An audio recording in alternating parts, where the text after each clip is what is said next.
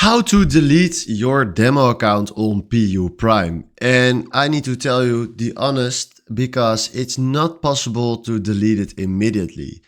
If you go to Google and we search for how to remove trade account PU Prime, they're telling us that you cannot permanently delete a trade account with PU Prime due to compliance regulations. Instead, you must leave it inactive. So remove a sub account from MEM, contact the server PU Prime. For other accounts, simply stop trading on them and withdraw any funds. So it's very simple. If you go to PU Prime, and I do it now for my demo accounts, but we want to withdraw all the money from our accounts. So I can do that also simply with just clicking on this, reset balance to, let's say, for example, 2. Now, and then let's do it now to 1.